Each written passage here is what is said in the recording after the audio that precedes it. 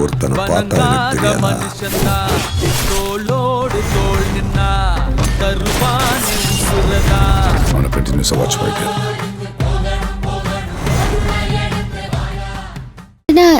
எனக்கு ரொம்ப அதிர்ச்சி ஆயிடுச்சு. அந்த அதிர்ச்சியில இருந்து வெளியில வர்றதுக்கு எனக்கே டைம் எடுத்துச்சு. பாதிக்கப்பட்ட அவளுக்கு எவ்வளோ டைம் எடுத்திருக்கோம். அதனால அவ சொன்னதை எதையுமே நீங்க தப்பா எடுத்துக்காதீங்க. என்ன செவந்தி, உண்மையை சொல்லணும்னா அவங்க அப்படி பேசும்போது எனக்கு ஒரு ஃபீலிங் இருந்துச்சு. பட் நீங்க சொன்னதை கேட்டதுக்கு அப்புறம் எனக்கு அவங்க மேல இருந்த கொஞ்ச நெஞ்ச கோவம் கூட சுத்தமா போயிருச்சு செவந்தி. இப்போ எனக்கு அவங்கள பார்க்கும்போது ரொம்ப வருத்தமா தான் இருக்கும். இதெல்லாம் தெரியாம நம்ம போய் என்ன கல்யாணம் பண்ணிக்கிறீங்களான்னு கேட்டுட்டோமேன்னு என் மேலதான் எனக்கு கொஞ்சம் வருத்தமா இருக்கு செவந்தி. அப்படிலாம் நினைக்காதீங்க விஜய். உங்களுக்கு தான் முன்னாடி இதை பத்தி தெரியாதுல்ல. நீங்க நியாயமா அவ மேல ஆசைப்பட்டு போய் கேட்டிருக்கீங்க. இதுல எந்த தப்புமே இல்லையே. என்ன அவளுடைய சிச்சுவேஷன் நமக்கு தெரியாது. அதனால ஒரு சின்ன மிஸ் அண்டர்ஸ்டாண்டிங். இதுக்காக நீங்க ஊருக்கு போகணுமா? என்ன விஜய், இவ்ளோ சொன்னதுக்கு அப்புறமும் நீங்க ஊரை விட்டு போறேன், டிரான்ஸ்ஃபர் வாங்கிட்டு நான் போறேன்னு சொன்னீங்கன்னா எனக்கு உண்மையிலேயே மனசுக்கு ரொம்ப கஷ்டமா இருக்கும். நீங்க இருக்கிறது எங்களுக்கு பெரிய மாரல் சப்போர்ட் விஜய். இது ஒரு சுயநலமா கூட நினைச்சுக்கோங்க. ஆனா உண்மையாவே நீங்க பண்ண உதவியால தான் விஜய் நாங்க திரும்பவும் மேல எந்திரிச்சு வரோம். இந்த மாதிரி டைம்ல நீங்க எங்க கூட இருந்தா எங்களுக்கு இன்னும் ஹெல்ப்ஃபுல்லா இருக்கும். நிச்சயமா செவந்தி, நான் இருக்கேன். சிந்துக்கு இப்படி ஒரு விஷயம் நடந்திருக்குன்னு எனக்கு தெரிஞ்சதுக்கு அப்புறம் நான் எப்படி செவந்தி ஊருக்கு போவேன்? இல்ல செவந்தி, நான் ஊருக்கு போக கூடாதுன்ற முடிவுக்கு வந்துட்டேன். இன்ஃபேக்ட் நான் சிந்துவை நேர்ல பார்த்து ஒரு மன்னிப்பு கூட கேட்டுறேன். ரொம்ப தேங்க்ஸ் விஜய். என்ன செவந்தி, தேங்க்ஸ் உங்களுக்கு தான் சொல்லணும். சிந்து பேசும்போது செவந்தி எனக்கு அக்கா மாதிரின்னு அடிக்கடி சொல்லுவாங்க.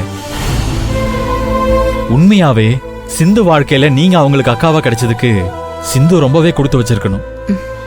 சரி விஜய், எனக்கு இப்பதான் கொஞ்சம் நிம்மதியா இருக்கு. மேடம் ஃபோன் பண்ணி சொன்ன உடனே எனக்கு ரொம்ப வருத்தமா போச்சு. இவ்வளோ நல்ல மனுஷனை காயப்படுத்தி ஊரை விட்டு அனுப்பிட்டா வாழ்க்கை பூரா அந்த குற்ற உணர்ச்சி என்னை உறுத்திக்கிட்டே இருக்கும். அதுல இருந்து என்னை மீண்டு வர வச்சிட்டீங்க. Thank you Vijay, thank you so much. பரவாயில்ல செவந்தி. Sir, thank you sir. இதுக்கு நீங்க இல்லனா நான் கூட டிரான்ஸ்ஃபர் எழுதி கொடுத்துட்டு போலான்னு பார்த்தேன்.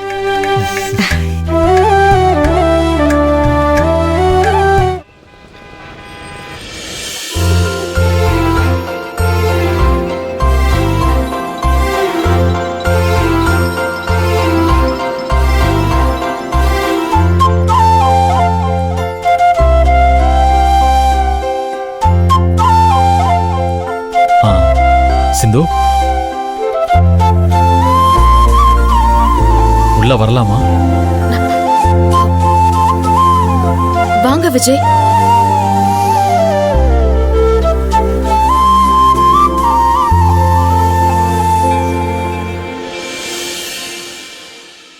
சாரி சிந்து, ஏதாவது டிஸ்டர்ப் பண்ணிட்டேனா? இல்ல, அதெல்லாம் ஒண்ணும் இல்ல, சொல்லுங்க.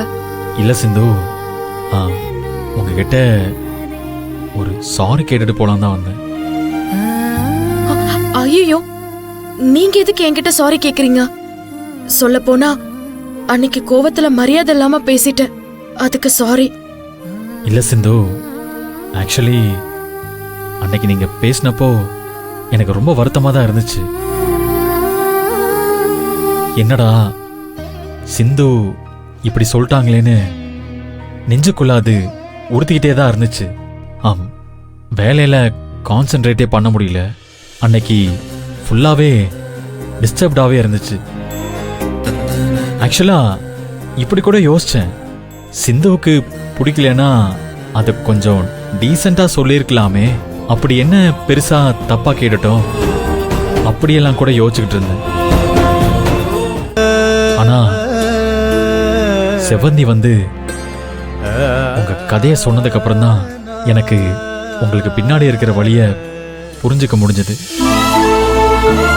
உங்க லைஃப்ல இவ்வளோ நடந்திருக்கு, அதை எல்லாத்தையும் நீங்க மறைச்சுக்கிட்டு தான் சந்தோஷமா எல்லார் கூடயும் சகஜமா சிரிச்சு பழகிட்டு இருந்தீங்களா? ச்சே, அத புரிஞ்சுக்காம நான் உங்ககிட்ட அப்படி பேசியிருக்க கூடாது சிந்து.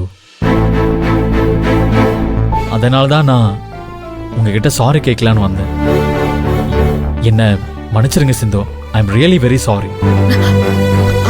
அதெல்லாம் ஒண்ணும் இல்ல விஜய், பரவாயில்ல. உங்ககிட்ட அப்படி என்ன வர அளவுக்கு அந்த மாதிரி ஏதாவது நான் உங்ககிட்ட பழகி இருந்தா என்ன மன்னிச்சிருங்க. அப்படி இல்ல சிந்து. ஆக்சுவலா ஒரு பொண்ணு உண்மையா பழகுறாங்க, உண்மையா பேசுறாங்க, அவங்க கேரக்டர் நல்லா இருந்துச்சுன்னா எந்த ஒரு பையனா இருந்தாலும் இந்த பொண்ணு நம்ம வைஃபா வந்தா நல்லா இருக்குமேன்னு மனசார ஆசைப்படதான் செய்வான். அந்த மாதிரி தான் நானும். சிந்து, உண்மையாவே உங்களை பிடிச்ச போய் தான் நான் அப்படி கேட்டேன். ஆனா உங்க வாழ்க்கையில இப்படி ஒரு விஷயம் நடந்திருக்குன்னு எனக்கு தெரியாது. அதனால்தான் தெரியாம அப்படி கேட்டுட்டேன். பட் இதுக்கப்புறம் நான் உங்களுக்கு ஒரு நல்ல ஃப்ரெண்டா இருப்பேன் சிந்து. எப்பவுமே ஒன்னு சொல்லுவாங்க சிந்து, ஒரு விஷயம் நடந்தா அவசரப்பட்டு உடனே அதுக்கு ரியாக்ட் பண்ண வேண்டாம்னு சொல்லுவாங்க. நான் கூட நீங்க என்ன திட்டின உடனே அந்த மைண்ட் செட்ல நான் இங்க இருக்கவே கூடாதுன்னு முடிவு எடுத்துட்டேன். இந்த ஊர்ல இருந்தேன்னா அடிக்கடி உங்க எல்லாரையும் பார்க்க வேண்டிய வரும். எப்படி உங்க எல்லாரையும் ஃபேஸ் பண்றதுன்னு என் டிபார்ட்மெண்ட்ல நான் டிரான்ஸ்ஃபர் எழுதி கொடுத்துட்டேன். அது எப்படியோ செவந்திக்கு தெரிய வந்துதான் அவங்க என்ன கூப்பிட்டு பேசி உங்களுக்கு நடந்த விஷயத்தெல்லாம் சொன்னாங்க. என்னால நம்பவே முடியல சிந்து. என்னடா உங்க மனசுக்குள்ள இவ்வளோ சோகத்தை வச்சுக்கிட்டு என்னடா அந்த பொண்ணு எல்லார் கூடயும் சிரிச்சு பேசிட்டு இருக்காங்களே, இது தெரியாம பாருங்க, நான் வந்து உங்ககிட்ட கல்யாணம் பண்ணிக்கிறீங்களான்லாம் பேசி உங்களை ரொம்ப கஷ்டப்படுத்திட்டேன் சிந்து. ரொம்ப ஃபீலிங்கா இருக்கு. அதனால்தான் உங்ககிட்ட மன்னிப்பு கேட்டாதான் கரெக்டா இருக்கும்னு இங்க வந்தேன். சிந்து, நீங்க என் உயிரை காப்பாத்திருக்கீங்க. உங்களுக்காக ஒரு ஃப்ரெண்டா எப்ப வேணாலும் எது வேணாலும் செய்யறதுக்கு தயாரா இருக்கேன்.